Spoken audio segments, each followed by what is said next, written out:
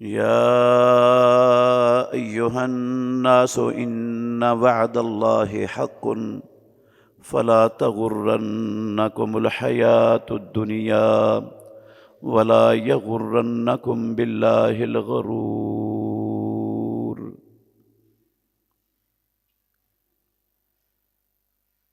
اے لوگو، یقیناً اللہ رب العالمین کا وعدہ سچ ہے، تمہیں دنیا کی زندگی دھوکے میں نہ ڈال دے اور تمہیں اللہ کے متعلق شیطان بھی دھوکے میں نہ مبتلا کر دے۔ ہر قسم کی حمد و ثنا اللہ وحدہ لا شریک کی ذات اقدس کے لیے،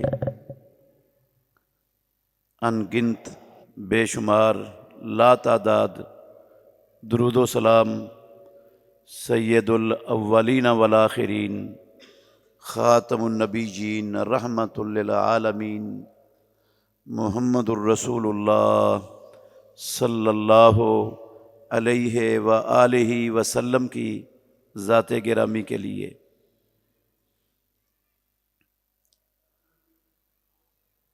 عزیز بھائیو، قابل احترام بزرگوں،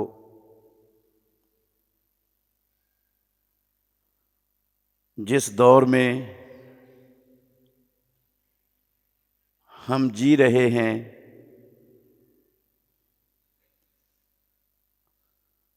یہ مادہ پرستی کا مادی دور ہے۔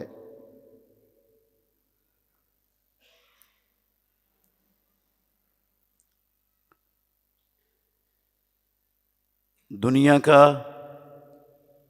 ہر انسان اس کا مطمع نظر اس کی منزل،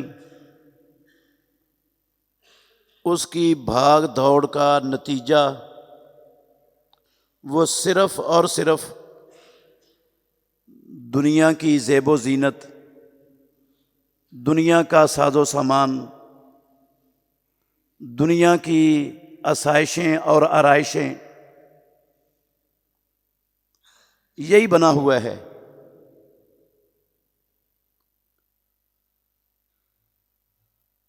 کافروں کا تو سارا کچھ ہے ہی دنیا،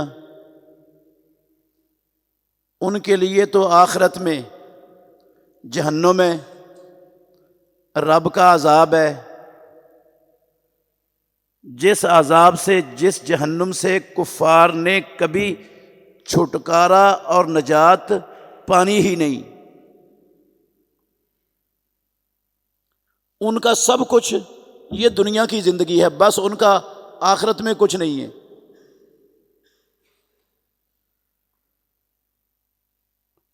مگر مسلمان محمد الرسول اللہ صلی اللہ علیہ وسلم کا کلمہ پڑھنے والے، اللہ کے نبی کی زندگی کو اپنے لیے اسوہ حسنہ سمجھنے والے، محمد الرسول اللہ صلی اللہ علیہ وسلم سے محبت کے دعوے کرنے والے، اللہ کے نبی کو کائنات کا سب سے بڑا ماننے اور تسلیم کرنے والے، ان کی صورتحال وہ کافروں سے مختلف نہیں ہے۔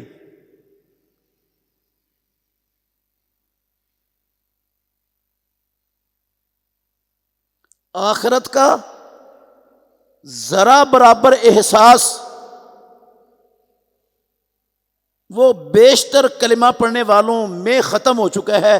ذرا برابر بھی احساس نہیں ہے کہ ہم نے رب کے سامنے پیش ہونا ہے، اللہ رب العالمین کے سامنے کھڑے ہونا ہے، اور زندگی میں گزارا ہوا ایک ایک لمحہ اور ایک ایک عمل وہ سارے کا سارا ہمارے سامنے آ جانا ہے، اس تصور کو ہی مسلمان محمد الرسول اللہ صلی اللہ علیہ وسلم کے نقشے قدم پر چلنے والے اس کو بلا بیٹھے۔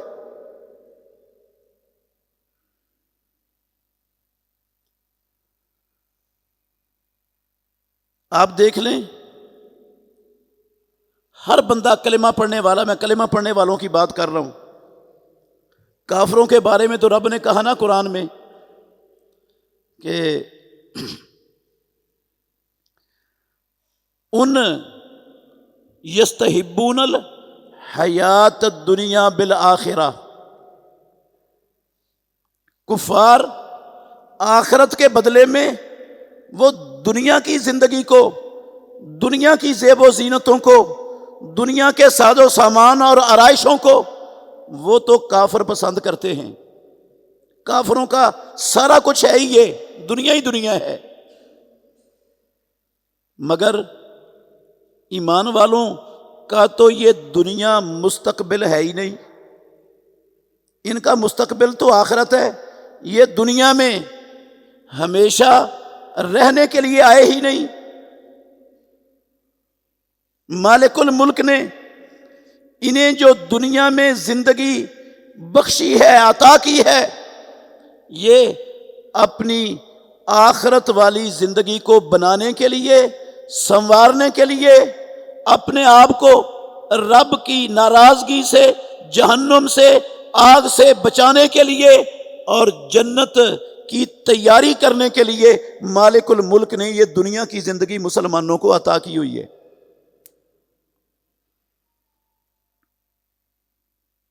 فمن زحزح عن النار وادخل الجنۃ، مالک الملک نے کہا جسے جہنم کی آگ سے دور کر دیا گیا، بچا دیا گیا، وادخل الجنۃ، اور وہ جنت میں داخل کر دیا گیا، فقد فاز، وہ بندہ کامیاب ہو گیا۔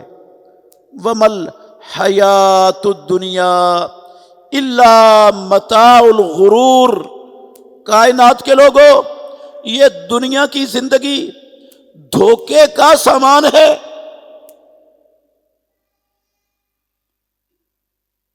یا ایھا الناس فلا تغرنکم الحیات الدنیا، ایمان لوگو تمہیں یہ دنیا کی زندگی دھوکے میں نہ ڈال دے۔ اللہ کا سچا وعدہ ہے، تم دنیا میں دھوکے کے اندر مبتلا نہ ہو جانا۔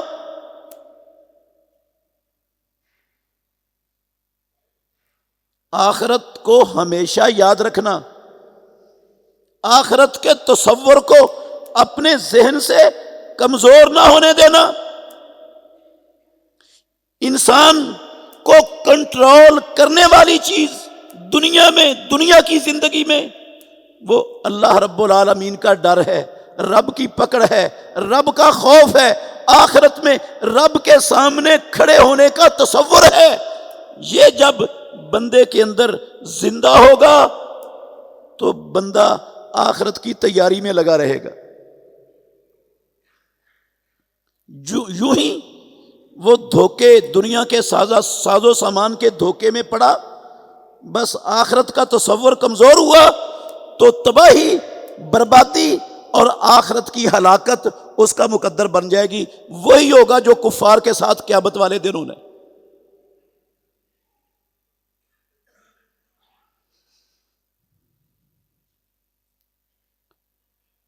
دنیا کی زندگی میں، دنیا کی زندگی بسر کرنے کے لیے دنیا کی آسائشیں، دنیا کا ساز و سامان، یہ اگر پروردگار کسی کو عطا کر دے تو یہ کوئی بری چیز نہیں ہے۔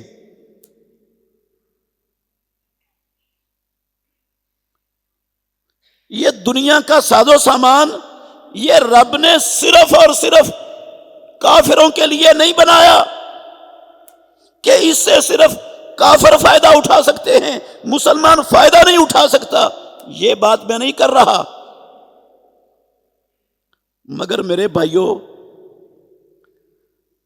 میں یہ کہہ رہا ہوں کہ یہ دنیا کی زندگی دنیا کی زیب و زینت یہ دھوکے کا سامان ہے، یہ مسلمانوں کو دھوکے میں مبتلا کر دیتی ہے، اور آج ہمارا پورا مسلمان معاشرہ دھوکے کے اندر پڑا ہوا ہے۔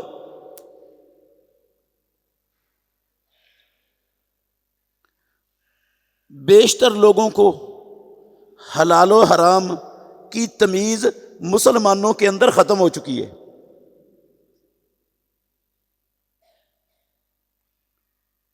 کیونکہ بھاگ دوڑ کوشش ساری کی ساری صرف دنیا کے لیے ہے، دنیا کی بہتری کے لیے ہے، دنیا کے سٹیٹس کو بلند کرنے کے لیے ہے۔ آخرت کے لیے کوشش وہ مفقود ہو چکی ہے مسلمانوں کے اندر۔ اس لیے حلال و حرام کی تمیز ختم، پروردگار کے احکامات کی پامالی وہ ہمارے ایک ایک رگ ریشے کے اندر رچی بسی ہوئی ہے۔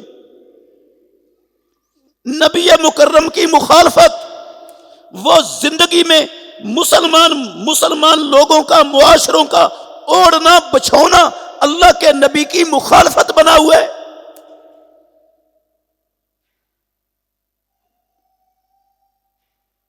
جبکہ محمد الرسول اللہ صلی اللہ علیہ وآلہ وسلم کی زندگی وہ ہمارے سامنے، وہ ہم سے چھپی ہوئی نہیں ہے۔ کیا زندگی گزاری تھی کائنات کے امام نے، دنیا کے لیے صبح شام دن رات اپنی ساری توانائیاں، ساری صلاحیتیں، ساری کوششیں کیا محمد الرسول اللہ صلی اللہ علیہ وسلم کی اپنی دنیاوی زندگی کے لیے تھی؟ ساری محنت اس کے لیے تھی اللہ کے نبی کی؟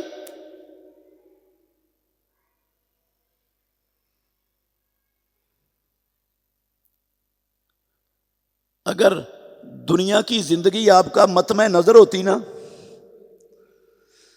اللہ اکبر، تو پھر محمد الرسول اللہ صلی اللہ علیہ وسلم مسلمانوں کے سب سے زیادہ قابل احترام، قابل قدر ہستی تھے۔ آپ کے اشاروں پر اللہ کی قسم ہر شے وہ آپ کے قدموں میں لا کر ڈھیر کرنے کے لیے تیار تھے۔ لیکن آپ نے کیسی زندگی بسر کی؟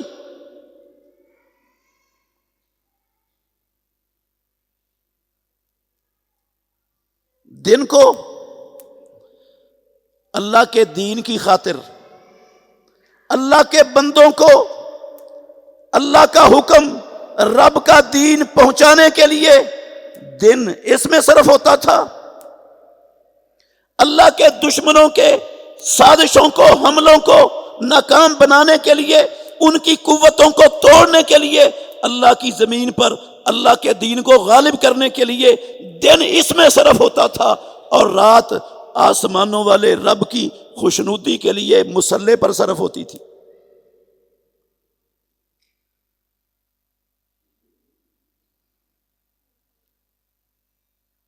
کیا گھر تھا امام الانبیاء کا؟ امام بخاری رحمت اللہ علیہ الادب المفرد ان کی کتاب ہے، اس میں لائے ہیں یہ حدیث۔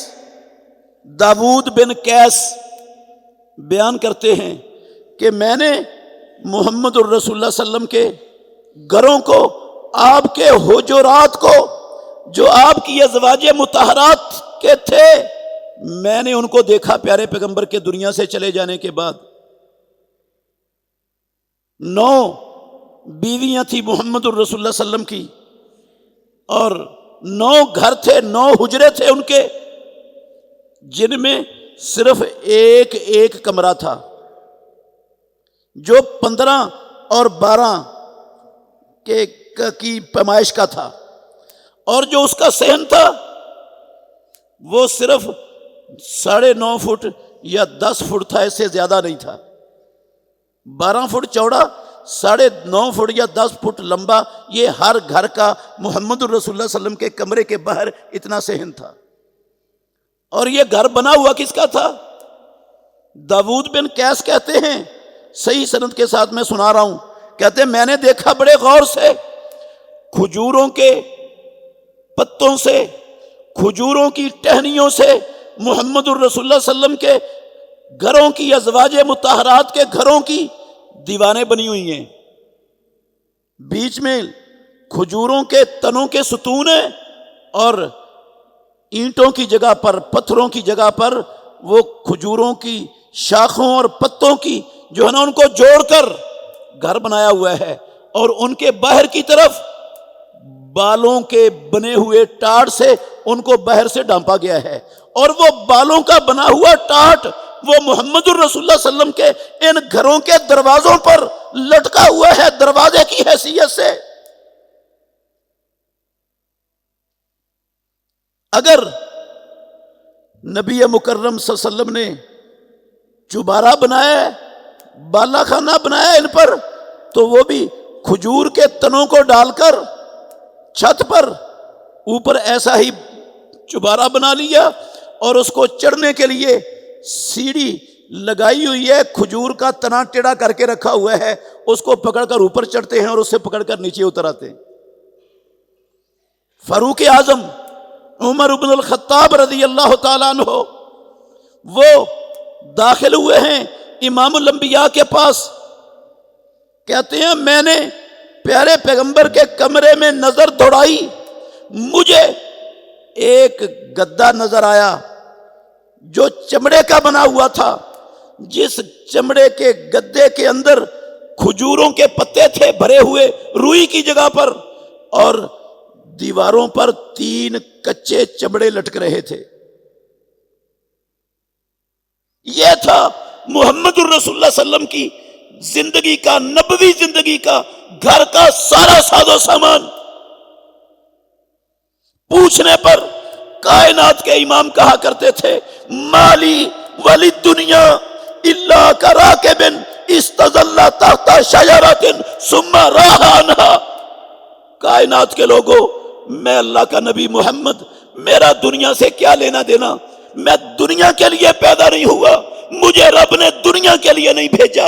الا کراکب، میری مثال اس سوار کی مثال ہے، اس مسافر کی مثال ہے جو چل رہا ہے اور وہ کسی درخت کے نیچے کچھ دیر آرام کرنے کے لیے رکتا ہے، پھر سستا کر آگے چل پڑتا ہے۔ میری محمد کی تو یہ مثال ہے۔ امام الانبیاء محمد الرسول اللہ صلی اللہ علیہ وسلم صحابہ کو بھی یہی تعلیم اور یہی ترغیب دیا کرتے تھے۔ عبداللہ بن عمر رضی اللہ عنہما کہتے ہیں کہ پیارے پیغمبر مجھے کندھے سے پکڑتے، آپ نے مجھے کندھے سے پکڑا، آخذ بمنکبی، اور کہا اللہ اکبر، کن فی الدنیا کأنک غریب او عابر سبیل۔ عبداللہ بن عمر، دنیا میں ایک اجنبی انسان کی طرح رہو یا راہ گزر مسافر کی طرح رہو۔ یہ دنیا تمہاری اصل منزل نہیں ہے، یہ تمہارا اصل مقام نہیں ہے، یہ تمہارا اصل اور حقیقی گھر نہیں ہے۔ یہ زندگی تمہاری اللہ رب العالمین نے اس دنیا کے لیے نہیں بنائی ہے، یہ زندگی پروردگار نے آخرت کے لیے بنائی ہے، اور یہ مہلت مالک الملک نے جو تمہیں عطا کی ہے یہ آخرت سنوارنے کے لیے عطا کی ہے، اور وہ آخرت اللہ اور اس کے رسول کے احکامات کو ماننے پر، ان کو اپنانے پر، نبی کے اسوہ حسنہ کو عملاً زندگی میں لاگو کرنے پر وہ اخروی زندگی سنورتی ہے۔ صرف دنیا کی زیب و زینت سے، ساز و سامان سے، آرائشوں سے آخرت نہیں سنورتی۔ یہ دھوکے کا سامان ہے آخرت کے حوالے سے۔ آخرت کو نہ فراموش کر دینا ان دنیا کے چکروں میں پڑھ کر۔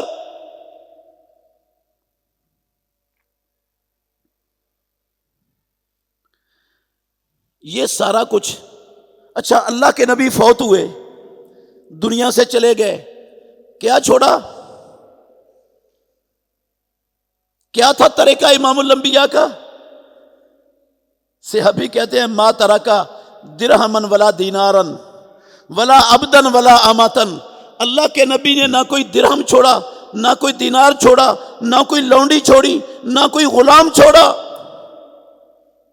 الا بغلتہ البیضاء، ایک سفید کھچر چھوڑی جس پر آپ سوار ہوتے تھے، اور اپنے گھر میں اسلحہ کی 9 تلواریں چھوڑی محمد الرسول اللہ صلی اللہ علیہ وسلم نے اپنے گھر میں اسلحہ چھوڑا جو جہاد فی سبیل اللہ کے لیے استعمال کرتے تھے، اور جو زمین تھی امام الانبیاء کی جعلہا صدقۃ لابن السبیل، وہ مسافروں کے لیے، اسلام کے لیے، مسلمانوں کے لیے اس کو صدقہ بنا دیا، جو خمس اور مال فے میں سے اللہ کے نبی کے لیے حصہ آسمانوں والے رب نے مقرر کیا ہوا تھا، وہ صدقہ کر دیا پیارے پیغمبر نے۔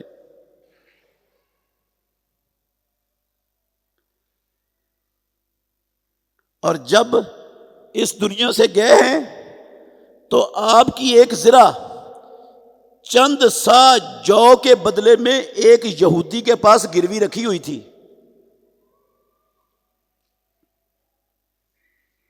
یہ تھا محمد الرسول اللہ جو ہمارے لیے اسوہ حسنہ ہے، جن کا دنیا کے اور دنیا کے ساز و سامان سے تعلق اللہ کی قسم یہ تھا۔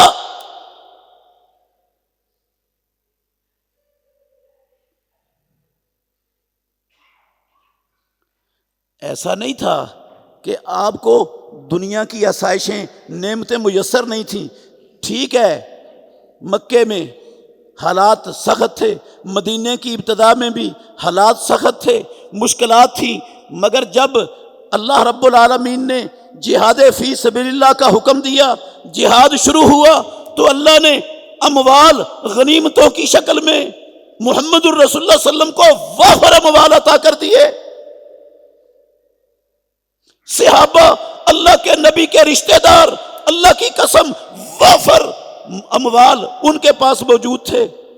ہماری ماں خدیجۃ الکبریٰ رضی اللہ عنہا عرب کی مالدار ترین عورت تھی، سارے کا سارا مال محمد الرسول اللہ صلی اللہ علیہ وسلم کے سامنے پیش کر دیا، اور کائنات کے امام نے وہ پورا مال اللہ کی زمین پر اللہ کے دین کو غالب کرنے کے لیے، اسلام کے غلبے کے لیے سارے کا سارا مال لٹا دیا۔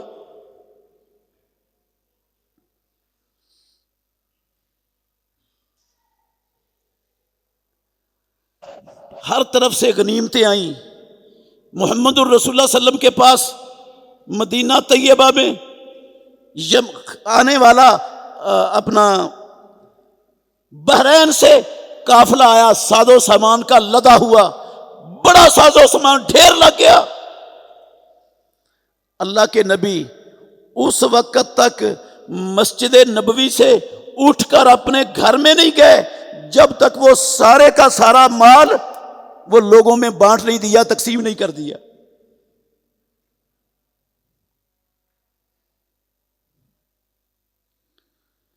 آپ ان اموال سے جو اللہ نے غنیمت کی شکل میں جو عطا کیے تھے، آپ کو فے کی شکل میں آئے تھے آپ کے پاس، ان سے اپنی ازواج مطہرات کا سالانہ خرچہ نکالتے تھے، ان کو سالانہ خرچہ دیتے تھے۔ اللہ کے گھر میں کھڑا ہوں، چند دن گزرتے تھے، وہ سارے کا سارا ہی تقسیم ہو جاتا تھا۔ گھروں میں کئی کئی دن اور کئی کئی ہفتے اور 2 مہینے چولہا جلانے کی نوبت نہیں آتی تھی۔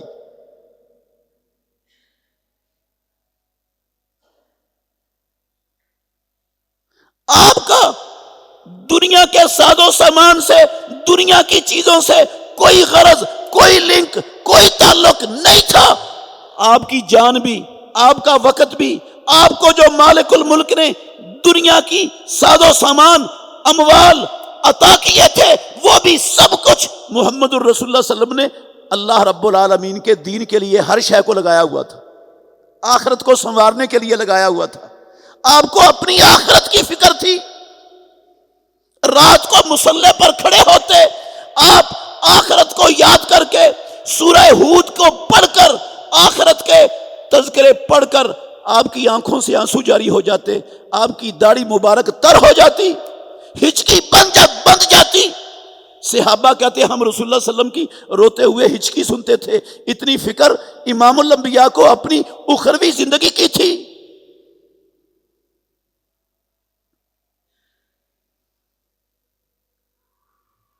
ابو بکر صدیق رضی اللہ عنہ آپ کے سسر تھے، اللہ نے ان کو بھی بڑا مالدار کیا ہوا تھا۔ تبوک کے موقع پر سارے کا سارا مال لا کر محمد الرسول اللہ صلی اللہ علیہ وسلم کے سامنے پیش کر دیا۔ آپ کے داماد تھے سیدنا عثمان بن عفان رضی اللہ عنہ، انہوں نے 900 اونٹ اور 5 کلو کے لگ بھگ سونا محمد الرسول اللہ صلی اللہ علیہ وسلم کو لا کے دیا۔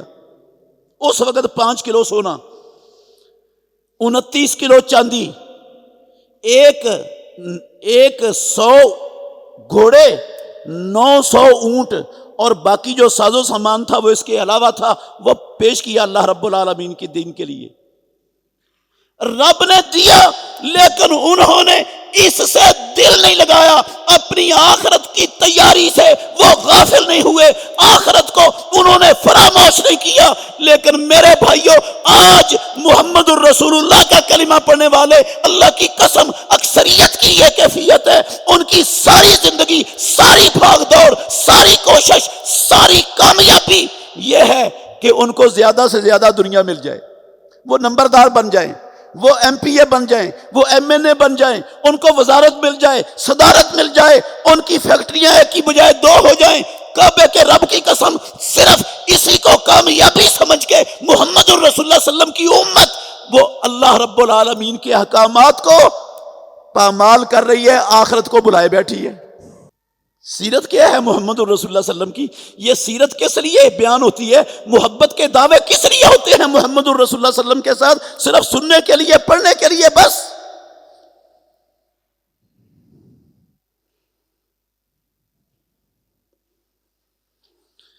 اللہ اکبر۔ ہم دنیا، او میرے بھائیوں، یہ دنیا کا ساز و سامان آخرت کو بھلا کر، آخرت کی تیاری سے غافل ہو کر، آخرت کو چھوڑ کر، رب کے احکامات کو، نبی کی اطاعت کو پامال کر کے ہم ساری دنیا کا ساز و سامان بھی سمیٹ لیں گے نا، اللہ کی قسم یہ کامیابی کا زینہ نہیں بنے گا ہمارے لیے آخرت میں، یہ سارے کا سارا دھوکے کا سامان رہے گا۔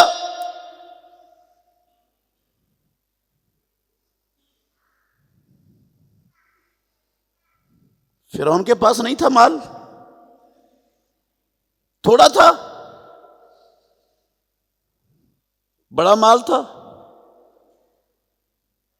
اسے کہا گیا اللہ کی زمین پر اکڑ کر نہ چل، فساد نہ پھیلا، آسمانوں والے رب نے اگر آپ کو اپنا فضل عطا کیا ہے دنیا میں تو آخرت کے حصے کو مت بھول،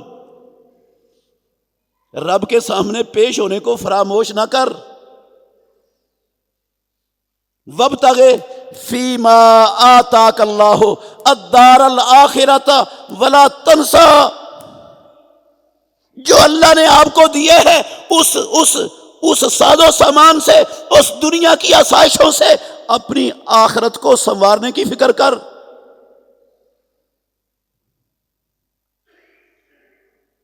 اس نے کہا نہیں، مجھے تو رب نے دیا ہی نہیں، یہ تو میرا اپنا کمال ہے، میری محنت ہے، میری ذہانت ہے، انما اوتیتہ علی علم، یہ تو میرے علم کی بنیاد پر مجھے سب کچھ ملا ہوا ہے، اس میں رب کا کیا کمال ہے؟ میں کیوں دوں رب کو، میں آخرت کو کیوں یاد کروں؟ اللہ نے اسے بھی، اس کے بنگلے کو بھی، اس کے ساز و سامان کو بھی، اس کی ہر شے کو زمین میں دنسا دیا۔ فخسفنا بہ وبدارہ الارض، نہ اس کو، اس کا خاندان، اس کی برادری، اس کے ملازم نوکر، نہ وہ بچا سکے، نہ اس کا مال اس کے کام آیا، سارا کچھ اللہ نے دنسا دیا زمین میں۔ آج دیکھ لو ہمارے معاشرے کی حالت، مسلمان ہیں، محمد الرسول اللہ صلی اللہ علیہ وسلم کا کلمہ پڑھنے والے ہیں، ہمارے ملک میں مسلمانوں کی، محمد الرسول اللہ سے محبت کرنے والوں کی، آپ کی آمد پر خوشی منانے والوں کی اکثریت ہے، لیکن آپ کو اس معاشرے کے اندر، اس ملک کے اندر کوئی چیز مارکیٹ سے، بازار سے خالص نہیں ملے گی آسانی سے، ہر شے کے اندر ملاوٹ ہوگی۔ کس کے لیے ہو رہی ہے؟ یہ آخرت سنواری جا رہی ہے، اس کو آخرت کی فکر ہے۔ جو ملاوٹ کر رہا ہے، جو دو نمبری کر رہا ہے، جو جال سازی کر رہا ہے، جو خیانت کر رہا ہے، کیا یہ اپنی آخرت سنوار رہے؟ اس کو تو دنیا نے اللہ کی قسم اپنی آخرت سے غافل کر دیا ہوا ہے۔ اس کا تو سارا کچھ ہے ہی دنیا، سودی کاروبار کر رہا ہے، سود لے رہا ہے، سود دے رہا ہے، سمجھنے کے لیے بھی تیار نہیں، ہٹنے کے لیے بھی تیار نہیں، مختلف طریقے بیان کر کے، الفاظ بدل بدل کر لوگوں سے فتوے لے کر مطمئن ہو جاتا ہے کہ جناب میں ٹھیک کام کر رہا ہوں۔ اللہ کی قسم آخرت کی فکر نہیں کہ رب کے سامنے بھی پیش ہونا ہے۔ کوئی کاروبار ہمارے معاشرے کے اندر آپ دکھائیں مسلمانوں میں جس کے اندر سود کی آمیزش موجود نہ ہو۔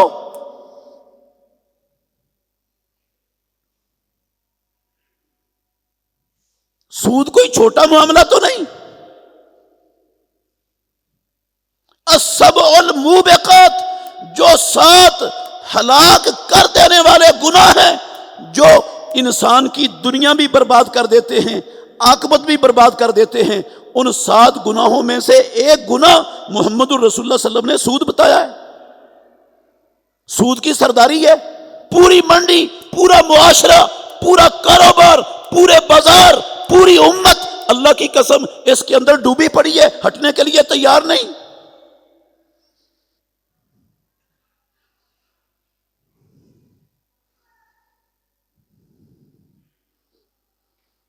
آپ دیکھ لیں، آپ کا کوئی حق ہے، آپ کا ذاتی حق ہے، آپ نے اپنی پینشن جاری کروانی ہے، پینشن جاری کروانی ہے، ریٹائر ہو گئے ہیں، وہ آپ اپنی پینشن جاری کروانے کے لیے دفتروں میں جائیں گے، 1000 چکر لگائیں گے، آپ کی پینشن جاری نہیں ہوگی جب تک آپ رشوت نہیں دیں گے۔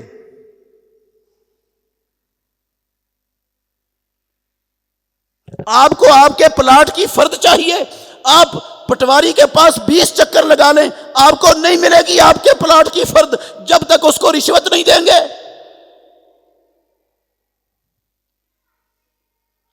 آپ حلال کاروبار کر رہے ہیں، اللہ کے حکم کے مطابق کر رہے ہیں، آپ کو اجازت نہیں ملے گی اس کاروبار کو آگے چلانے کی، پھیلانے کی، جب تک آپ رستے میں بیٹھے ہوئے بے شمار افسروں کو رشوت نہیں دیں گے، چل نہیں سکے گا آپ کا کاروبار۔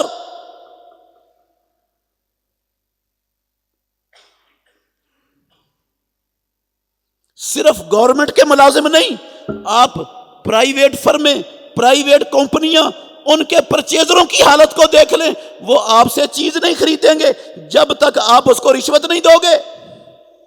یہ سارے افراد محمد الرسول اللہ کے امتی ہیں، اللہ کے نبی سے محبت کرتے ہیں، اللہ کے نبی سے عشق کا دعویٰ ہے، آپ کی آمد پر جشن مناتے ہیں، لیکن محمد الرسول اللہ صلی اللہ علیہ وسلم کی سیرت کو چھوڑ کر اللہ کی قسم اپنی عاقبت سے، اپنی عاقبت کو بھول کر صرف دنیا کو اپنی ہر شے سمجھے بیٹھے، دنیا مل جائے جس طریقے سے مرضی مل جائے۔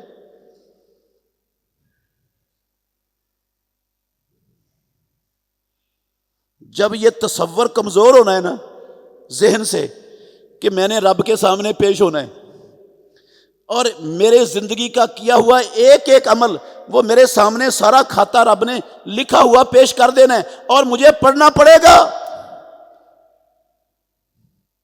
جب یہ تصور کمزور ہوگا تو پھر یہی چلے گا جو معاشرے میں چل رہا ہے۔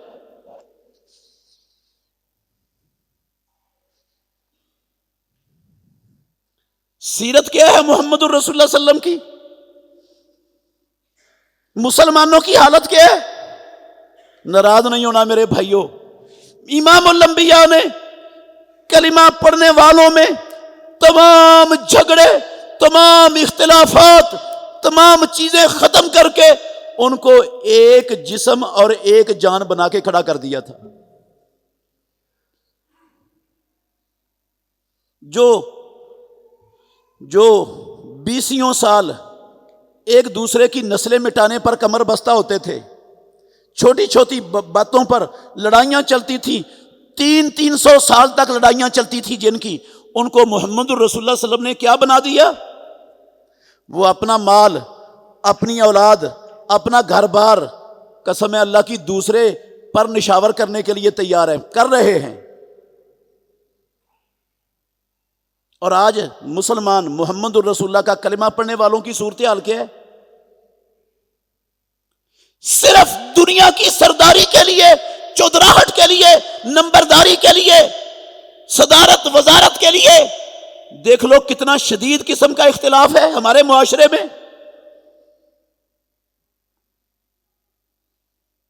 ہر گروہ، ہر پارٹی دوسری پارٹی کے خلاف اللہ کی قسم توپیں گاڑ کے جو ہے نا بمباری کر رہی ہے، ان کے اوپر بہتان بھی باندھے جا رہے ہیں، ان کی غیبتیں بھی ہو رہی ہیں، ان کے عیب بھی بیان ہو رہے ہیں، ان کو ذلیل کرنے کے لیے کوئی کسر نہیں چھوڑی جا رہی۔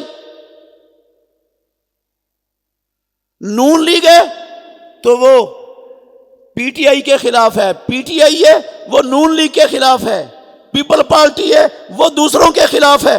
اور پھر یہ نہیں کہ یہ جماعتیں ایک دوسرے کے خلاف زہر اگل رہی ہیں، شدید قسم کے اختلافات ہیں، ایک دوسرے کی ٹانگیں کھینچ رہے ہیں، ایک دوسرے کو ذلیل کرنے پر کمر بستہ ہیں۔ اللہ کی قسم ان کے آپس کے اندر شدید قسم کے اختلافات ہیں، ایک دوسرے سے نہیں۔ پی ٹی آئی میں بے شمار لوگ ہیں جو ایک دوسرے کو دیکھنا گوارا نہیں کرتے، نون لیگ میں بے شمار لوگ ہیں جو ایک دوسرے کو دیکھنا گوارا نہیں کرتے، پیپل پارٹی میں بے شمار لوگ ہیں جو آپس میں ایک دوسرے کی جڑیں کاٹنے پر کمر بستہ ہیں۔ اور یہ امت کس کی ہے؟ محمد الرسول اللہ کی۔ یہ اپنی آخرت کی تیاری میں لگے ہوئے ہیں، ان کو آخرت یاد ہے، ان کو آخرت کی فکر ہے۔ رب نے ان کو دنیا میں اس کے لیے پیدا کیا ہے کہ اپنی باری پکی کرنے کے لیے دوسرے کی کھے اڑاؤ، جتنی اڑا سکتے ہو۔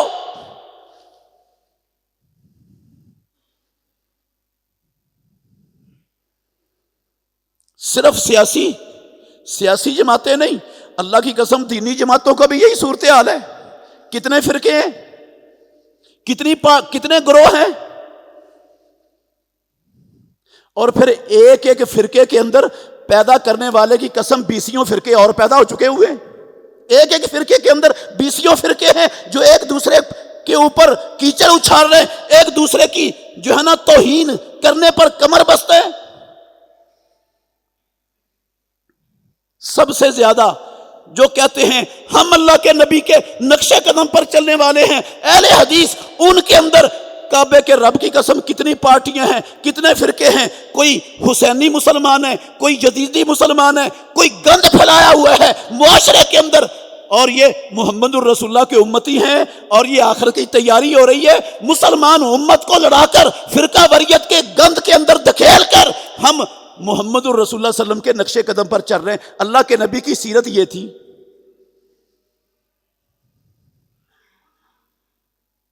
میں کیسے مان جاؤں؟ یہ رب کو مانتے ہیں، یہ قرآن کو مانتے ہیں، ان کو آسمانوں والا رب یاد ہے، ان کو آخرت پر یقین ہے، کیسے مان جاؤں؟ انہوں نے تو ہر چیز کو اللہ کی قسم تماشا بنا رکھا ہے۔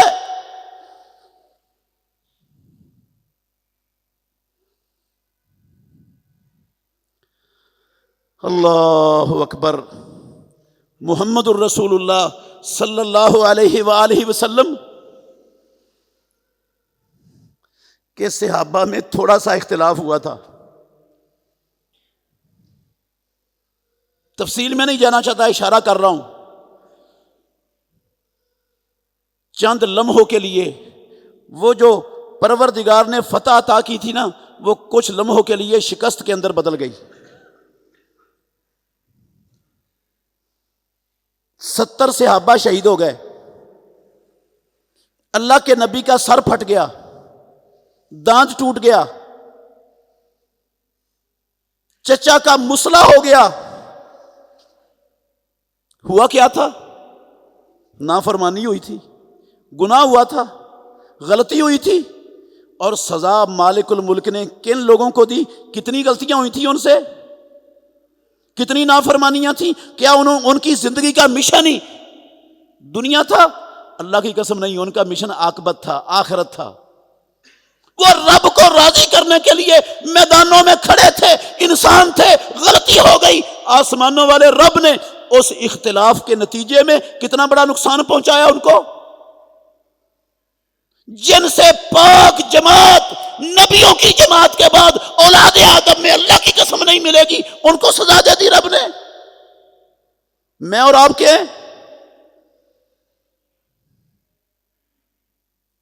ہماری تو مطمع نظر آخرت ہے ہی نہیں، ہمیں تو آخرت ویسے ہی بھول چکی ہے،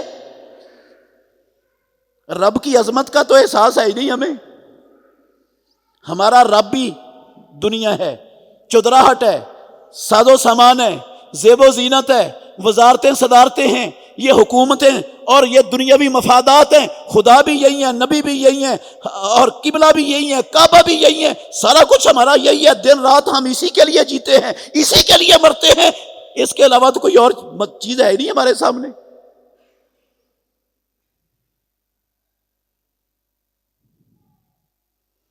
اللہ نے کہا یا ایھا الناس ولا تغرنکم ان وعد اللہ حق، اللہ کا وعدہ سچا ہے، تم نے رب کے سامنے جانا ہے، پیش ہونا ہے، زندگی کی ایک ایک چیز وہ لکھی ہوئی رب نے تمہارے سامنے رجسٹر کھول کے رکھ دینے،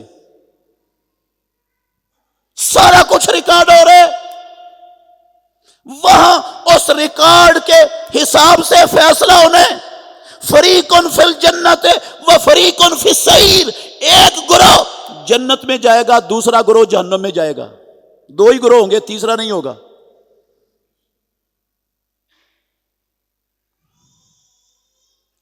جنت میں کون جائے گا؟ جس نے آخرت کے لیے تیاری کی، آخرت کو یاد رکھا، جس نے رب کی عظمت کو پہچانا، جس نے نبی کے کلمے کے ساتھ، نبی کے ساتھ وفا کی، جس نے اللہ کے دین کو اپنا اوڑھنا بچھونا بنایا، اللہ کے اس کے رسول کے احکامات کو جو ہے نا اوڑھنا بچھونا بنایا، جس نے اللہ کے دین کے لیے اپنا مال، اپنی جان، اپنے اوقات، اپنی صلاحیتیں، اپنی ایک ایک چیز آسمانوں والے رب کے دین کے لیے قربان کرنے پر لگا دی۔ کعبے کے رب کی قسم ہے، یہ ہوں گے جو کامیاب ہونے والے ہیں آخرت میں، یہ ہیں جن کو آخرت یاد ہے، جو اللہ کے نبی کے نقش قدم پر چلتے ہوئے آخرت کی تیاری کر رہے ہیں۔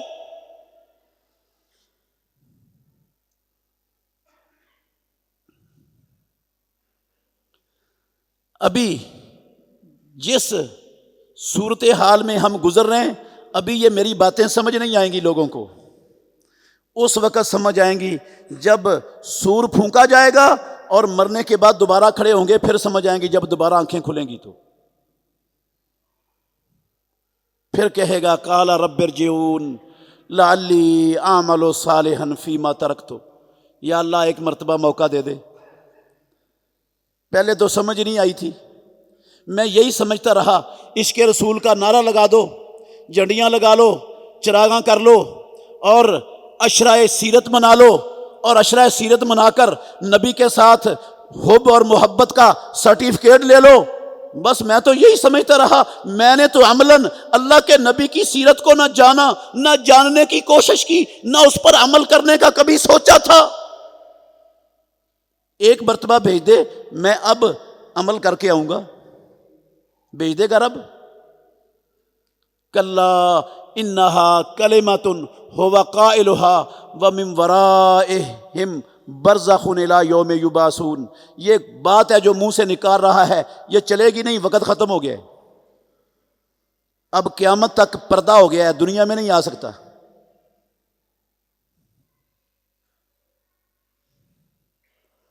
جب جہنم میں پھینکا جائے گا تو جہنم کے دروگے سے کہے گا یا مالکو لیقضی علینا ربک، جہنم کے دروگے سفارش کر دے اپنے رب کے پاس، ہمیں موت ہی دے دے، وہاں تو موت ختم ہو چکی ہے، ذبح ہو چکی، وہاں اللہ کی قسم نہیں آنی موت، وہاں عذاب ہونا ہے، تکلیف ہونی ہے، جلنا ہے، راکھ بننا ہے، لیکن موت نہیں آنی۔ وہ کئی ہزار سال تک ان کی دہائیوں کو، چیخوں پکاروں کو سنتا رہے گا، اللہ کی قسم جواب ہی نہیں دے گا، دیکھے گا بھی نہیں ان کی طرف، وہ جہنم کا دروگا۔ جب بڑی مدت یہ پکار پکار کے بس ہو جائے گی نا ان کی، پھر وہ دیکھے گا اور کہے گا کیا؟ انکم ماکثون، تم ہمیشہ ادھر ہی رہنے والے ہو۔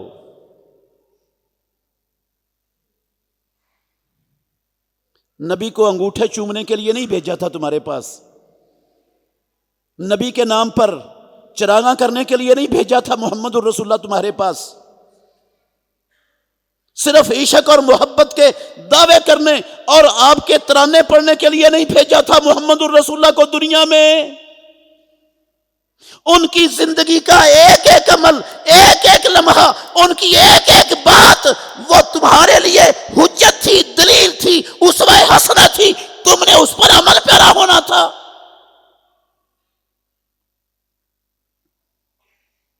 ویسے کرنا تھا جیسے صحابہ رضوان اللہ علیہ مجمعین نے کیا۔ وہ تو اللہ کی قسم آپ کے کہنے کے بھی منتظر نہیں ہوتے تھے کہ آپ کہیں تو پھر عمل کریں، کہنے کے بھی منتظر نہیں ہوتے تھے۔ میں نے کئی مرتبہ سنائی یہ بات آپ کو، مشرکین مکہ نے روک دیا رسول اللہ صلی اللہ علیہ وسلم کو مکہ جا کر عمرہ کرنے سے۔ خواب دیکھا تھا پیارے پیغمبر نے، اللہ کے نبی کا خواب وہی ہوتا ہے، سچا تھا۔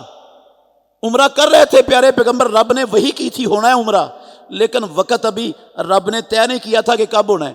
پیارے پیغمبر تیاری کر کے آ گئے، صحابہ بھی آ گئے، حدیبیہ پر روک لیا،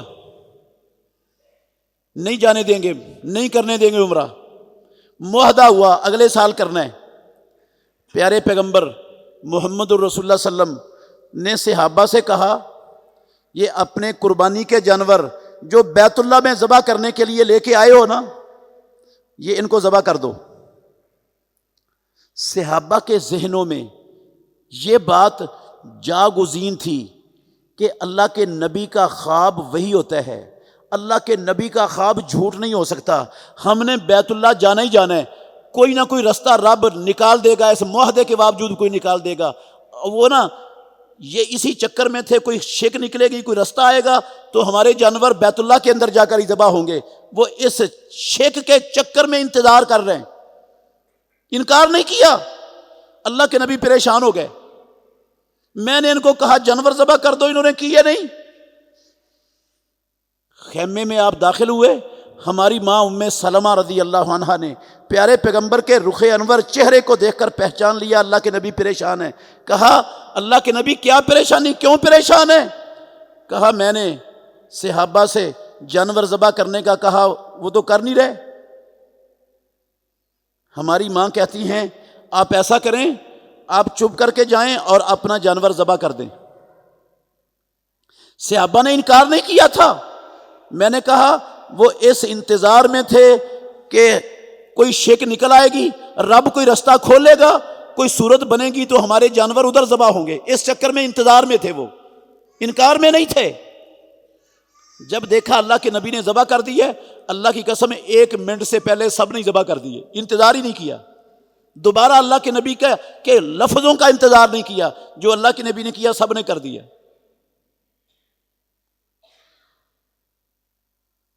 ہم محمد الرسول اللہ صلی اللہ علیہ وسلم کو ماننے والے ہم کہاں کھڑے ہیں؟ ہمارا طرز عمل کیا ہے؟ ہماری زندگی کا شیوا کیا ہے؟ ہمارا رویہ کیا ہے؟ امام الانبیاء کی اسوہ حسنہ اور سیرت کے مقابلے میں سامنے میرے بھائیوں ذرا غور تو کریں، اپنے گریبان میں جھانک کر تو دیکھیں۔ حکمران کہاں کھڑے ہیں، سیاستدان کہاں کھڑے ہیں، ممبر و محراب کے وارث کہاں کھڑے ہیں، عوام کہاں کھڑی ہے، تجار کہاں کھڑے ہیں، اور سارا معاشرہ کہاں کھڑا ہے؟ نبی کے ساتھ ہمارا لنک اور تعلق کیا ہے؟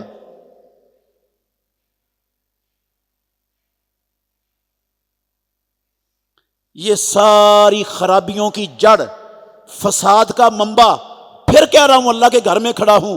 یہ آخرت کو ہم نے اپنے دماغوں سے فراموش کر دیا ہوا ہے. اس نے کنٹرول کرنا تھا. جو کنٹرول کرنے والی چیز تھی وہ ختم ہو گئی تو بے مہار ہو گئے سارے, اور یہ صورتحال بن گئی جو ہمیں نظر آ رہی ہے معاشرے میں. تو اس لیے میں نے یہ آیت پڑھی تھی. اللہ نے کہا یا ایھا الناس ان وعد اللہ حق. لوگو اللہ کا وعدہ سچ ہے. فلا تغرنکم الحیات الدنیا. یہ دنیا کی زندگی کی زینتیں, یہ سیٹیں, یہ کرسیاں, یہ بنگلے, یہ ساز و سامان, یہ زیب و زینت, یہ چودراہٹیں, یہ تمہیں دھوکے میں آخرت کے حوالے سے دھوکے میں مبتلا نہ کر دیں. شیطان بھی تمہارے پیچھے لگا ہوا ہے, وہ بھی کہیں تمہیں دھوکے میں مبتلا نہ کر دے. نبی کے اسوہ حسنہ پر چلو, نبی کی سیرت کو اپناؤ, نبی کو ماننے کا جو حق ہے اس طرح مانو.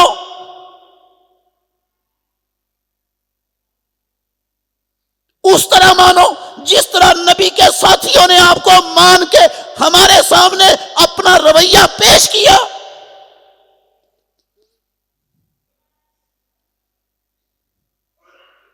ادھر حکم ہوتا تھا, ادھر ایک سیکنڈ سے پہلے اس پر عمل ہو جاتا تھا.